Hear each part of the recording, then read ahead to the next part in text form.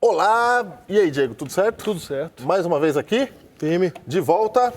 E uma das coisas que eu mais gosto, Diego, depois que o Hiperlinkados vai no ar, é ir lá na rede social e ver o que as pessoas estão falando. É verdade, é legal mesmo. E eu leio, comento e interajo com as pessoas. É verdade. Porque daí você que está aí do outro lado, você se torna alguém de fato. Visível. Né? Visível. Visível. A gente sabe que você está aí, mas a gente quer ver você. Quer ver você. Então entra lá e fala lá. Olha o que as pessoas falaram nesta semana aí nas redes sociais. Recadinho de Carmen Coutinho. Estou hiper feliz assistindo todas as séries e hiper encantada com a hiper clareza desse hiper ensinamento dos hiper pastores que mexem com o meu coração. Amo esse programa, pena o tempo ser hiper curto. Legal, Carmen, valeu pelo seu hiper recado. Nílcia Andréia. Vivo em Lobito, Angola, e assisto ao vosso programa pela antena do Novo Tempo. Gosto bastante da forma como vocês apresentam o Hiperlinkados. É muito criativo. Um abraço do tamanho da Angola. Ah, Diego! Lá do outro lado do Atlântico.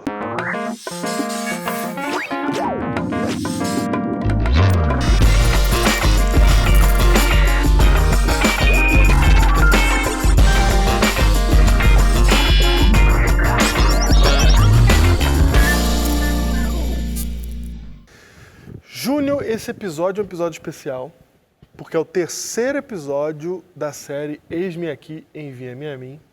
Ok. E eu tava agoniado para chegar nesse episódio.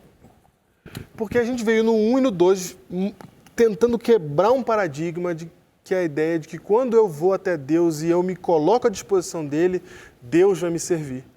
E a gente estava trabalhando para quebrar esse paradigma, para mostrar que a gente é que serve a Deus. Entendi. A gente aqui. Isso, e quanto mais a gente se coloca na mão dele, mais a gente vai servir, a gente vai virar a própria mensagem. Em alguns casos isso pode ser drástico, como a gente citou aqui. Pode ser drástico. Então, até aqui, a gente pôs bastante peso em cima disso. Uhum. Então agora é bom a gente levar as pessoas a entenderem que tem uma alegria, não é vantagem e não é glória, mas porque a glória é para o eu, a vantagem é para mim, mas uma alegria em servir a Deus. Mesmo que seja, no caso de Isaías, mesmo que seja pelado por 3 anos. Entendi. Né? Nós estamos falando aqui de alguém que a Bíblia informa, não fica bravo comigo, que ele andou com as nádegas de fora por 3 anos. Vê E lá teve o texto, mais né? coisa que aconteceu com Isaías que a gente nem mencionou. Ah, dormiu não sei quanto Tinha tempo que no mesmo dormir lado. de um lado só, né? Comeu as coisas esquisitas lá. Tinha umas coisas mais terríveis ainda que aconteceram.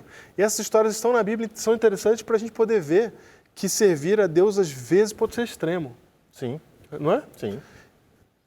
E que o mais importante não é o que Deus vai dar para mim, mas o que eu vou dar para ele. O que você vai dar pra ele. No primeiro episódio dessa série, há 2 hiperlinkados atrás, você disse que ia dizer por que a família de Abraão entrou na conta do sofrimento. É verdade? Né? Porque Deus chama Abraão e fala: Abraão, sua família vai ficar desamparada. Desamparada? Desamparada.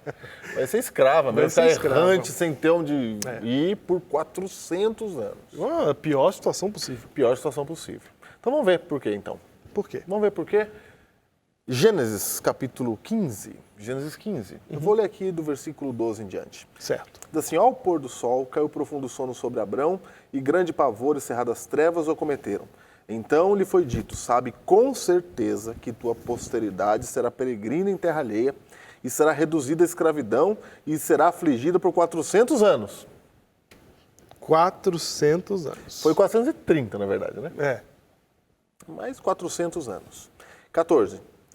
15, 14 de Gênesis. Mas também eu julgarei a gente que tem de sujeitar-se, e depois sairão com grandes riquezas. É depois de 400 anos.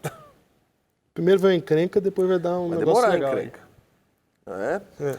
E aí no verso 15, Deus fala assim para Abraão: e tu irás para teus pais em paz, e serás sepultado em ditosa velhice. Isso. Foi o que a gente falou. A gente falou que ele ia morrer de boa. Morre tranquilo. Na 4ª geração tornarão para aqui. Agora é o porquê. Por quê? Por que só na 4ª geração que eles vão voltar para a Terra Prometida? Por que 400 anos de de escravo no Egito? Onde é que Deus estava olhando? Por quê? Tem um motivo. Por quê? Tem um motivo. Tem um motivo. Deus não falou assim, vai ficar contando que é um teste. Você acha que era teste? A gente tem que ler a Bíblia tentando entender o que está acontecendo. Não é teste. Eu vou deixar...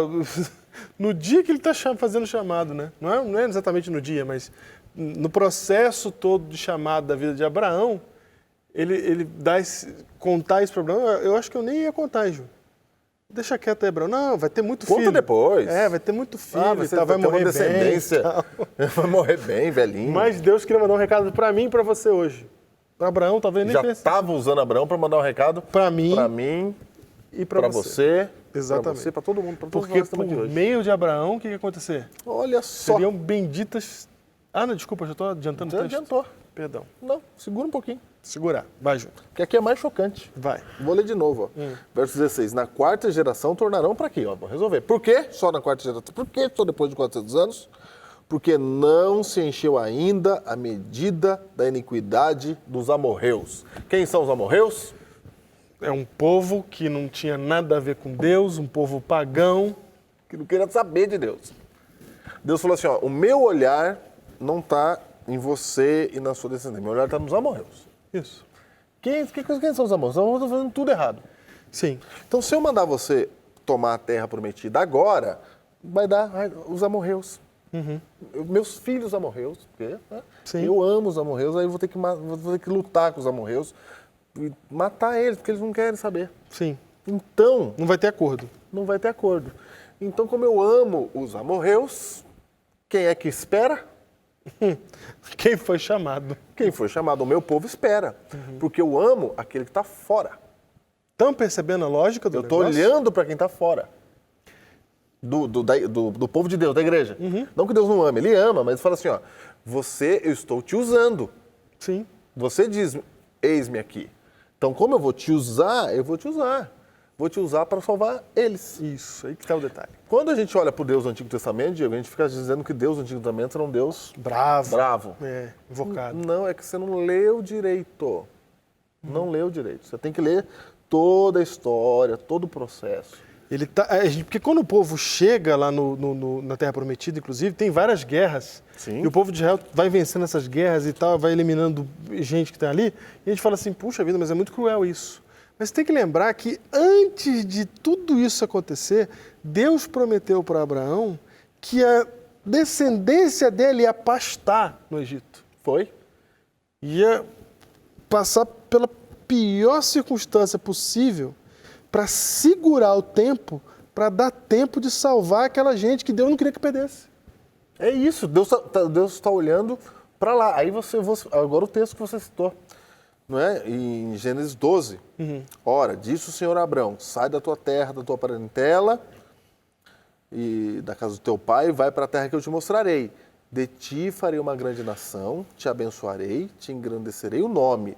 Se tu uma bênção, abençoarei os que te abençoarem, amaldiçoarei os que te amaldiçoarem. Agora vem, Esse aqui, na minha cabeça, essa frase agora que eu vou ler, é o projeto de Deus de igreja. Deus, quando pensa em igreja, Ele pensou nisso aqui. E Deus fala o seguinte, em ti serão benditas todas as famílias da terra. Diego, quando Deus monta... Por que eu estou falando que é o plano de Deus para a igreja? Porque aqui Deus estava formando o seu povo. É o anúncio do povo de Deus, né? Que ia nascer de Abraão. Sim. Então, nesse anúncio, ele fala assim, estou formando esse povo não para abençoar esse povo. É por meio desse povo que eu vou abençoar todas as famílias da terra. Então, funciona assim, Diego. Se você foi chamado para ser membro de uma igreja, Deus está usando você para abençoar quem não está na igreja ainda. Essa é a essência. Isso. Que a gente torce o sentido, a gente acha que a gente vai para a igreja para ser abençoado a gente. Pra gente, exato. A gente começa a querer abençoar pra gente. E ainda torce para Jesus voltar logo para queimar o seu vizinho que briga com você. Exato. Não é? É o contrário. Enquanto Deus está chamando a gente para ser a bênção. Eu quero que você abençoe o outro. Só que o mundo é um lugar mau, é um lugar ruim. E o mundo não trata bem as pessoas, muito menos as pessoas que vêm de Deus. Então, nesse processo de ser bênção para o outro, é muito comum que aquele que se posta na posição de ser bênção para o outro, é muito comum que ele sofra bastante. É muito comum que essa entrega seja dolorosa, assim como foi a entrega de Jesus. Mas o importante é você não perder de vista o que é que está acontecendo ali. Quando você se entrega a Deus, você não se entrega a Deus para ele te usar para a tua honra e tua glória. Você não se entrega a Deus para você ser abençoado. Você se entrega a Deus para que Ele faça de você uma bênção para os outros. Quando você se converte na sua casa, na sua família, Deus quer que você, que é o convertido, seja uma bênção para os outros que moram na sua casa que não são convertidos. Quando Deus coloca uma igreja no seu bairro que você mora, Deus quer que essa igreja no bairro que você mora seja uma bênção para quem mora aí e que não é da igreja. Perfeito. Na verdade, quem é da igreja, ele trabalha para abençoar o outro. Isso. Ele trabalha para quem está fora. Perfeito. Essa é a ideia que está aqui. E se você olhar para todos os personagens que a gente citou nessa série, todos eles foram chamados para ser bênção para o outro. Todos eles. Abraão foi chamado, esse está declarado, Está aqui. uma bênção para o outro. E para isso tinha que entregar. Para isso tinha que passar por um processo que a gente não vê como positivo. É. Se você olhar pelo ângulo do ser humano, de baixo para cima, se você olhar daqui, da nossa vista aqui, pequena, a gente sempre vai achar que não é vantagem servir a Deus. Mas se a gente olhar do jeito que a gente tem que olhar mesmo, do jeito certo, do melhor jeito possível, o jeito de Deus, você vai ver que no teu sofrimento está a salvação do outro, quando você está servindo a Deus. É isso mesmo, porque senão, Diego, o nosso jeito de falar de Cristo não vai ser isso, não vai ser o que está na Bíblia. Vai ser diferente. Isso, é verdade. A gente não vai ter a carta de habilitação, como a gente já falou em hiperlinkados anteriores. Isso, não se esqueça dos hiperlinkados anteriores. A gente vai perder isso. Porque olha só, um dia, Diego, eu fui em Angra dos Reis e vi, falei isso naquele hiperlinkado também, e vi gente com casa muito bonita, que tinha até lancha na garagem. Bonito. Bonito. Quando você não entende isso aqui, você está passando uma vida de dificuldade e vê gente com lancha na garagem, você geralmente faz assim, tem casa bonita, tem lancha na garagem, mas no céu quem vai sou eu. Quando Cristo voltar, aí vai fazer justiça. Eu que estou aqui sofrendo, mas estou na igreja, aí você já está na igreja infeliz, né? Você já está, na verdade, você queria lancha.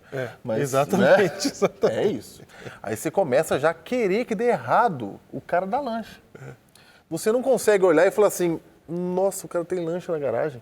Tem gente que vai desfrutar dessa e da outra vida, que alegria. Que alegria. Porque, meu Deus, você tem que ter alegria. Meu Deus, é tão maravilhoso que se eu levar o evangelho para as pessoas que têm lancha, ele desfruta, a lancha aqui ainda desfruta da vida eterna. Olha que importante eu ser o mensageiro de tão maravilhosa notícia para essa pessoa. E tem outras perspectivas, por exemplo, eu não acho que... E para ele ir para a vida eterna, sou eu que sofro. Sim. É por isso que eu estou na igreja. Eu estou na igreja que eu sou a mensagem. Mas eu posso pensar assim também, olha, o cara tem uma lancha. Talvez seja mais difícil para ele perceber a necessidade de Deus na vida dele do que é para mim. Eu consigo notar. Eu consigo perceber isso. Como será que eu consigo ajudar esse cara a perceber uma coisa que talvez ele não esteja percebendo porque a vida dele está as circunstâncias estão boas. Aparentemente, né? Porque isso também é outra leitura errada, que as circunstâncias nunca estão boas. Não, mas tem um outro detalhe. A gente também acha que cristianismo é para resolver circunstâncias ruins. Isso, exato.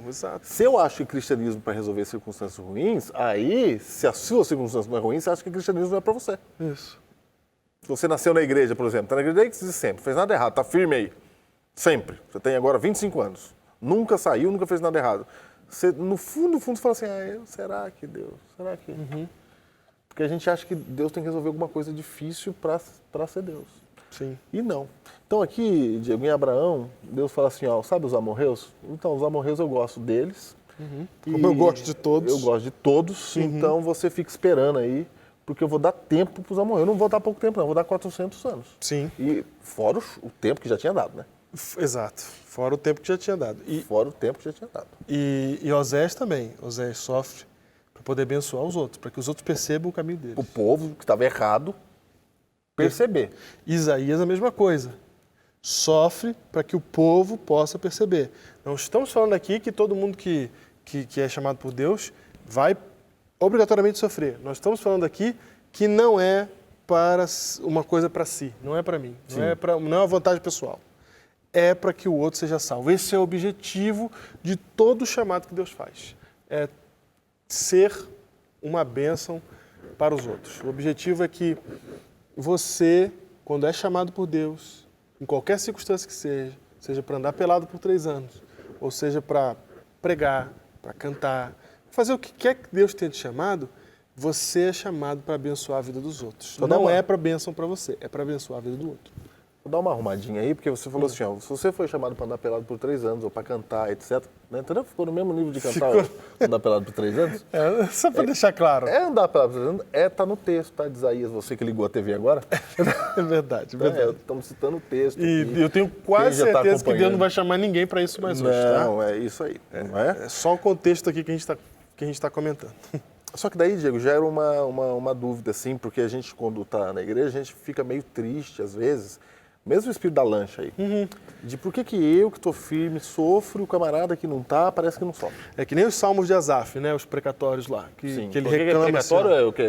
Nota promissória, que é isso aí? São salmos de reclamação. Chama como? Precatórios. Precatórios. É precatório ou imprecatório? Imprecatório? Agora que você me questionou, não sei. Manda o Isaac. Isaac, descobre aí. Imprecatórios. É aí mesmo. Nossa, eu nunca tinha falado de imprecatórios na minha vida. Imprecatórios. Imprecatórios, que são salmos de reclamação. Isso, salmos de reclamação. É quando o salmista reclama. Isso. Né? E ele reclama assim, Senhor, por que o justo perece, o justo morre, mas o ímpio está aí, ó, prosperando, ficando mais rico, olha que bonito, vivendo mais tempo? Olha que bonito. Deus deixa você reclamar. É verdade. Deus deixa você reclamar. Tem exemplos disso na Bíblia. É verdade. Tem esse salmo que você está citando, tem o Salmo 109 que o camarada está pedindo que Deus traga problema para um outro que ele está brigado lá. É verdade. Então o que é isso? Se você perde o controle, é melhor que você fale com Deus, em vez de falar com a pessoa, né? Sim. Ou seja, Deus ele te ouve em qualquer momento. Ele te ouve se você está bem, ele te ouve se você está mal, ele te ouve se você está bravo. Então, os salmos imprecatórios são para isso, são para você perceber que Deus te ouve sempre. Mostrar que no relacionamento com Deus, sinceridade é mais importante. É isso mesmo. Que forma. Então, ali ele está falando, olha, eu não estou entendendo, Senhor, por que o justo se dá mal, né? Ou se dá mal, entre aspas, mas é a leitura dele. O justo morre cedo e o ímpio está prosperando aí, está vivendo mais. Entendi. Ô Diego, e esse salmo aí de Asaf, que salmo que é esse aí? 73. 73, fala o que lá? Tem vários salmos. Tem vários assim, né? 73 que fala isso por que o ímpio vai prosperando, está bem, vive mais, o corpo até sadio, sabe? E o justo... O ímpio é bonito. O justo morre cedo. O justo morre cedo. Morre cedo. Exatamente. Por quê? Aí você para pensar. O justo é chamado por Deus para quê? Para morrer cedo. Não. O objetivo desse episódio é para lembrar que o justo é chamado para abençoar a vida do outro. Ah, que bonito. É que o morrer cedo fica, né? Fica. Portanto, se o justo já é justo, já está resolvido, se ele morrer não tem problema nenhum, porque aquele que crê em Cristo, ainda que morra, viverá. Viverá. Opa, fala de novo isso aí. Se ele morrer, não tem problema nenhum. Aquele que crê em Cristo, ainda que morra, eu acho até que Cristo falou que vai ressuscitar por causa disso. Para você ficar livre para morrer. Exatamente. Livre para morrer e não viver para si mesmo. Exato. Viver para o outro. E aí, o ímpio que não teve o encontro com Deus ainda, que ele viva mais. Porque quanto mais tempo ele viver, mais tempo ele tem para ser salvo, para encontrar Deus. Então perceba, a leitura de Asaf aqui é uma leitura que está reclamando, etc. Tal, a maioria das vezes, nosso jeito de olhar. Na maioria das vezes é o nosso jeito de olhar, que a gente reclama, porque a gente quer a bênção para a gente. Mas Deus está lembrando a gente que nós fomos chamados para nós sermos a bênção. E a história do povo de Israel é essa história de 400 anos de escravidão. Tudo que houve de terrível nos 400 anos de escravidão foi pela misericórdia de Deus pelos amorreus. Para que houvesse a chance, porque Deus sabia até que... Morreus e outros povos que está citado ali. Exatamente. Tem mais. Deus sabia até que daquela gente ali a maioria ia se perder. Mas ele deu a chance, ele lutou por eles. A gente não sabe porque a Bíblia não diz, mas Deus, nesses 400 anos, esteve em busca da salvação dessas pessoas. Não sabemos se Deus enviou o profeta para lá, o que foi que ele fez. Não sabemos e não nos interessa. Porque o texto já é claro em nos dizer, esses 400 anos que vocês estão passando aqui é para a salvação deles, é para a gente conseguir alcançar o coração deles. E aí tudo que vai acontecer nos 400 anos, Deus dá uma propaganda dele lá. Isso. Não é? Então, a libertação do povo do Egito. Perfeito, exato. As pragas. Tá chegando a notícia. Tá chegando a notícia. José, tudo consolidando. Tanto é que na Batalha de Jericó, tem gente que se salva. Em toda parte do processo a gente se salva. Na Batalha de Jericó tem a história de Raabe, né? Então, assim, o evangelho estava sendo pregado no processo de salvação do povo de Israel. Raabe sabia, conhecia. Exato. Não é? Exato. Então, o processo de libertação do povo de Israel, ele é parte de todo esse processo que já tinha começado, tentar salvar os outros povos também. Então, nós somos chamados para ser uma bênção para Deus, para os outros. Deus nos chama para isso. E se nesse chamado nós tivemos que dar, que perder, que entregar, glória a Deus, porque, Júnior, tem uma alegria na vida que eu e você, a gente não tem se não for por Jesus Cristo. Se não for pela transformação de Deus, se não for pelo enviar. O chamado, ele vai te dar alegrias muito... Ele vai te dar uma alegria que ela é impressionante. Eu quero falar sobre ela lá em Mateus, capítulo 25, e a gente vai ler aqui do verso 14 em diante, que é a parábola dos talentos. Será que a parábola dos talentos tem que ver com alguma coisa de chamado de Deus, para a gente servir a Deus? Eu achava que tinha a ver com vida financeira. Você achava que tinha a ver com vida financeira? Não, mas não é nem a vida financeira, é com dons. Com dons. Dons. Então, com dons. Então tem a ver com chamado. Será que não tem a ver com chamado? Tem a ver com chamado. Tem a ver com chamado. Porque quando você é chamado por Deus, você vai usar o quê para trabalhar? Vou usar meus dons. Os dons que ele já te deu. Os dons que ele me deu. Estou gostando. Aí a história, você conhece a história, do verso 14 em diante, né? Um homem deixa os talentos, aí para um dá 1, para outro dá 5, para outro dá 10. Não é O isso? que tinha um enterrou. O que tinha 1 enterrou para não perder, o que tinha 10 trabalhou, o que tinha 5 e tal. investiu também e trabalhou. No fim da história, você vai ver a seguinte frase no verso 21. O Senhor respondeu para o servo fiel: muito bem, servo bom e fiel. Foste fiel no pouco, sobre o muito te colocarei. Entra no gozo do teu Senhor. O texto está dizendo assim: você fez certo, você usou o seu dom, você usou o seu talento. Você fez o que tinha que ser feito. Que no nosso caso aqui, de usar o dom, inclusive os dons que estão no Novo Testamento, eles são ditos que os dons são para o crescimento do reino de Deus. Então, quando você usa o seu dom, quando você serve a Deus, quando você diz, eis-me aqui, envia-me a mim, qual que é o resultado, qual que é a recompensa? Ele fala, entra no gozo do teu Senhor. Aí você fala assim, eu vou para o céu, entrar no gozo do Senhor é ir participar do banquete, da festa do céu. Sim, ruas de ouro. Não é isso. Não? Não é isso. O que é a alegria de Deus? Qual é a alegria de Deus, Júnior? Qual é a maior alegria de Deus? Aonde que Deus fica alegre, que Ele fica feliz? Quando isso acontece? Quando eu obedeço. É? Não. Não? Não que Ele fica triste quando você obedece, Não, né? ok, mas eu tô falando da maior alegria. A maior alegria. Gratidão, a felicidade no coração de Deus é quando acontece o quê? O quê? A salvação do perdido. Quando Ele te chama para entrar no gozo do Senhor, Ele fala assim, vem participar da minha alegria. Não tem alegria maior na vida do que é ver a vida de outra pessoa transformada. E Deus podia fazer isso sozinho. Mas Ele chama a mim e a você para participar desse processo. Ele chama a mim e a você para que nesse processo nós sejamos transformados, nosso eu desapareça. E Cristo viva em nós de uma maneira que a gente possa participar da salvação do outro. Que a gente possa ser parte daquilo que um dia vai ser a alegria de estar no céu com inúmeras pessoas que foram abençoadas pela ação de Deus na minha vida. Não é para minha honra, não é para minha glória, não é para eu estar bem aqui na terra, para ter vantagens aqui, é para que eu viva a alegria que só Deus pode sentir, que é a alegria de ser salvo, de salvar alguém, Ser salvo é um privilégio que eu tenho, mas salvar alguém é um privilégio que Deus tem, e Ele divide isso com a gente. Quando Ele chama a gente para sofrer junto com Ele, porque a gente não sofre sozinho, porque Jesus está com a gente, porque Jesus sofreu. Paulo fala assim, eu tenho no meu corpo as marcas de Cristo. Eu passei por tudo isso aqui que a gente falou no último episódio. Eu fui náufrago e tal. Eu tenho marcas no meu corpo aqui. Essas marcas são as marcas de Cristo.